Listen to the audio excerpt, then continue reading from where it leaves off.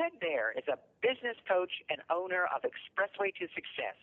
He helps small business owners, entrepreneurs, and other professionals who struggle with procrastination, disorganization, and distraction to get organized and get done what they need to in order to be successful and make more money while working fewer hours.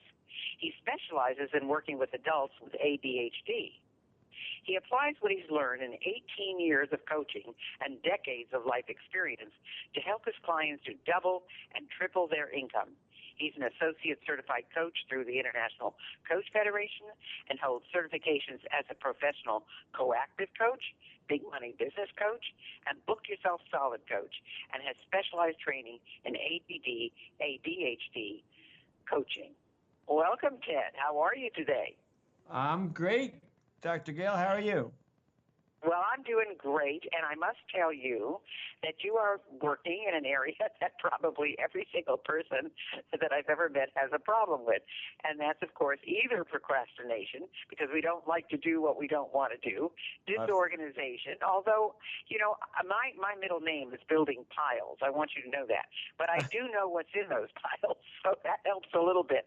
And distraction, of course, is a big thing for entrepreneurs because we love shiny objects. So I don't even have ADHD, and I have all of those issues. So why don't you start off by telling us how you help business owners who struggle with procrastination, disorganization, and distraction?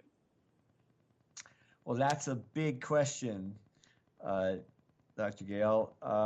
But, you know, these three sort of behaviors or habits are extremely costly to business. And that's why they ought to be interested. I mean, the list of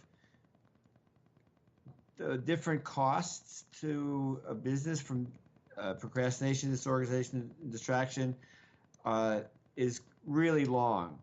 But it costs them money in a variety of ways.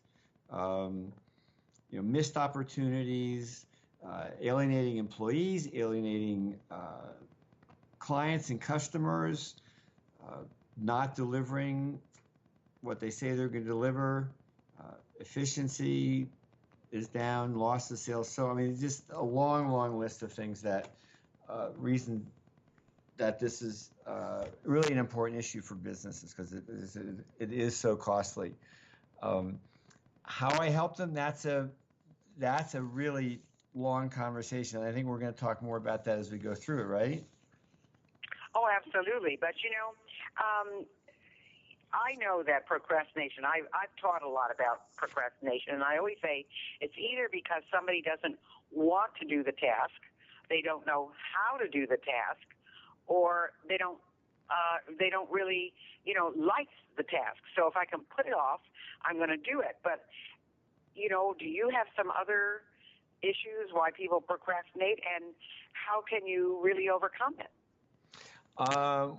Yes, so besides the ones you mentioned, which are certainly big ones, fear of failure is also a big one, as well as fear of success, interestingly. And I always never get that. I can never understand why somebody doesn't want to be successful. I know that is a fear, and it's a big fear, and I know people sabotage themselves a lot. But I always wonder, why don't people want to be successful? That's what they're starting out to do. So what's the reason behind a fear of success? Well, it somewhat depends on the environment, but people who work in a business, they fear if they're really successful, they're just going to get more responsibility, more demands placed on them. If people are financially successful, that family and friends are going to start, wanting, asking them for loans and money, and there's concern. People are concerned what's going to happen because they're successful. That is going to be an unpleasant experience. Wow, that never even occurs to me. So interesting that people even have those thoughts. Yeah, no, people do. And then another big issue, a couple of other issues are perfectionism. People who have to get it exactly right, and they're afraid that they're not, so they don't do things. And then the last one is just overwhelm.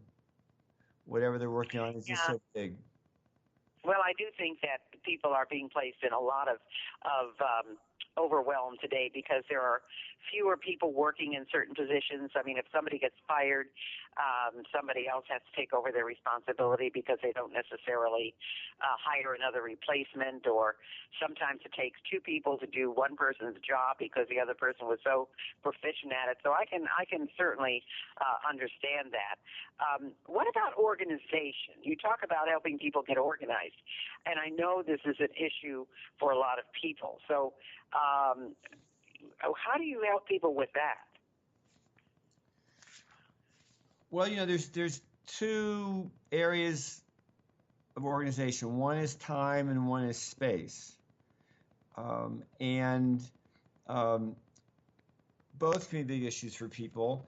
In terms of organizing time, which is in a way probably the bigger issue for more people,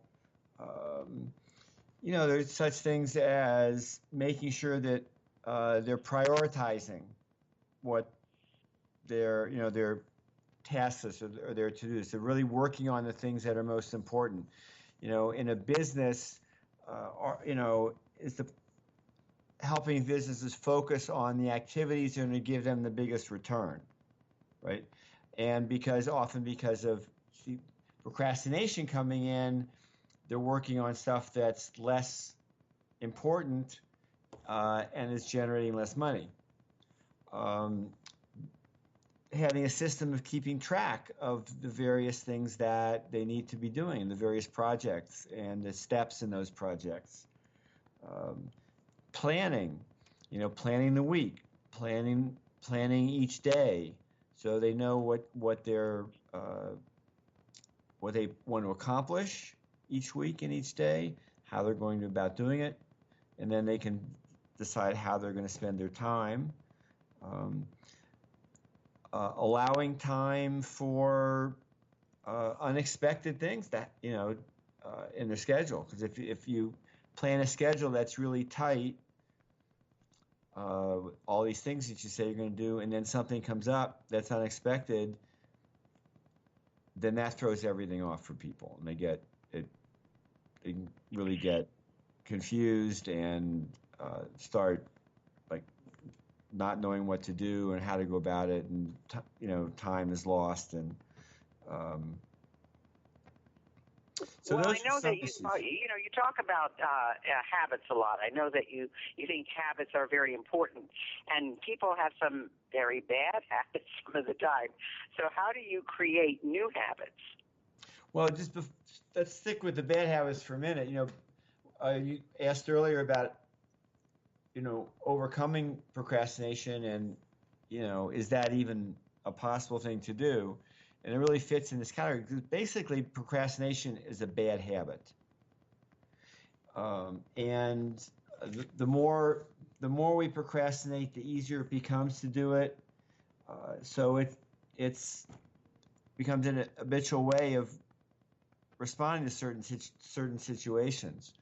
Um, you know, in terms of creating new habits, uh, I'm sure you and your listeners most of us are familiar with the old joke, how do you get to Carnegie Hall?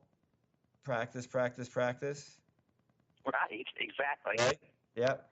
And that's what you need to do with developing new habits. Once you decide on something that you want to change, and let's say it's well, for me, it's a habit of getting exercise. Right? Can be a big one for a lot of people. So it's like you got to keep going back to it. Say, all right, I'm going to go 3 times this week, and then, well, maybe you only go once. All right, well, the next week you say again, okay, I'm going to go 3 times this week. Maybe you get twice, and you keep doing it and doing it and doing it till it really becomes part of how you operate, how you live your life. It becomes habitual. Well, that's true. I mean, I that's the first thing I do every morning when I get up is I work out, And I know that if I don't get up and do it then, even though I tell myself I'm going to do it at night, I don't because there's too many other things that come up, or I'm too tired, or whatever it happens to be. But it's interesting. Some people say it takes 21 consecutive days to form a habit. Some people say it takes 30 consecutive days to form a habit. Other people say, well, no, it doesn't really matter. It could be any amount of time. Yeah. And I just wonder what your opinion on that is. I try to, it's more for me in working with clients, it's more like just keep doing it until it becomes. No, don't give them a time frame. Just have them do it. Because I notice that, when you try a new habit and something goes wrong or you're under pressure, you kind of revert back to where you were or how you did, rather than employing the new technique that you've used or learned. And people seem to go back to what they always did, Right, and so it is really important that people know that that's going to happen. Failure is guaranteed, right? You're not going to say I'm going to work out when I get up in the morning, 4 times a week, and automatically you're going to start doing that. So people have to expect that it's going to take a while for them to develop the habit, and yes, they're going to fall off the wagon, and they just have to, instead of beating themselves up and saying how wrong they did and how bad it was, which of course then makes them want to do it even less. It's like, okay, fell off the wagon, just get back, get right back on the wagon, get back on the horse, and keep doing it until it really becomes part of the routine. Another thing that people can do that I recommend whenever possible, and actually what you gave is an excellent example of that, is to tie in a new habit you want to form to something you already do in a routine way or habitual way. So you have it set up that exercising for you is connected to getting up in the morning, right? Right. Another thing, so for somebody who I had a client who wanted to meditate every day, so I said, why don't you tie it in to brushing your teeth? You brush your teeth every night, right? Yeah. So brush your teeth, you go and spend 15 minutes and meditate. So it's connecting the thing you want to develop as a habit into something that's already a habit. And that is a way to speed up the process, get to a level of success in a more efficient way. Well, now I'm very curious though about your work with adults with ADHD. How does that relate to your other work, and are there similarities, or does it? Just tell me a little bit about that. Well, yeah, actually, the work that I do with businesses around these 3 issues of procrastination, disorganization, distraction, those are 3 issues that are very big with people with ADHD.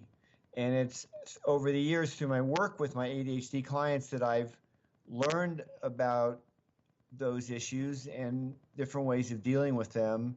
And so really the work I do, and I have business clients who have ADHD. About half of my clients have ADHD, but half of them don't. The people with ADHD have a tougher road to hoe, and because not only is it impacting their business, it's impacting their personal life. It's been with them for their whole lives.